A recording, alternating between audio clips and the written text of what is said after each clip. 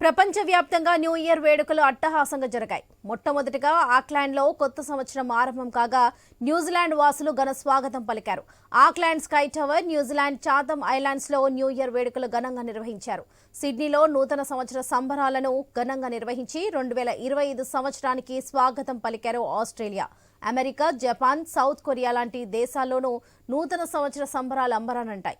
బాణాసంచా కాంతుల నడుమ కళ్ళు జిగేలమనేలా వేడుకలు తెలుగు రాష్ట్రాల్లోనూ నూతన సంవత్సర వేడుకలు వైభవంగా జరిగాయి. తెలంగాణ రాజధాని హైదరాబాద్లో రోడ్లపై ఎక్కడ చూసినా యువత సంబరాల్లో మునిగి తేలారు.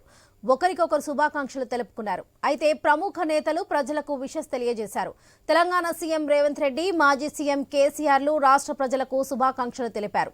నూతన సంవత్సరంలో ప్రజల ఆకాంక్షలు నెరవేరాలని కోరుకుంటున్నట్లుగా తెలిపారు. రాష్ట్ర ప్రజలకు ఆరోగ్య శాఖ మంత్రి దామోదర్ రాజనరసింహ నూతన సంవత్సర శుభాకాంక్షలు తెలియజేశారు. కొత్త సంవత్సరంలో ప్రజల ఆశలు, ఆశయాలు నెరవేరాలని మంత్రి ఆకాంక్షించారు. అందరూ ఆరోగ్యంగా ఉండాలని, రాష్ట్రం సుభిక్షంగా ఉండాలన్నారు. ఏపీ సీఎం చంద్రబాబు తెలుగు ప్రజలందరికీ కొత్త సంవత్సర శుభాకాంక్షలు తెలిపారు.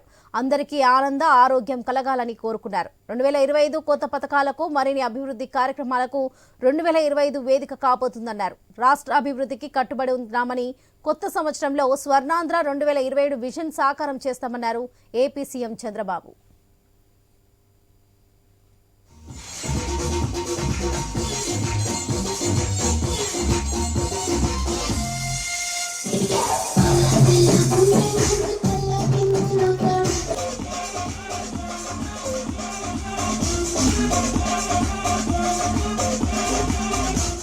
నూతన సంవత్సరంలోకి అడుగుపెడుతున్న సందర్భంగా ప్రధాని నరేంద్ర మోదీ ప్రజలను ఉద్దేశిస్తూ పోస్ట్ పెట్టారు.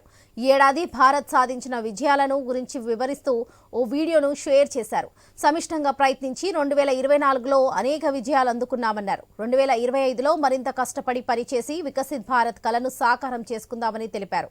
ఆయన పోస్ట్ చేసిన వీడియోలో ఏడాది కాలంలో సాధించిన పురోగతి, ఐక్యత, వికసిత్ భారత్ వైపు వేసిన అడుగులను గుర్తు చేస్తుందన్నారు.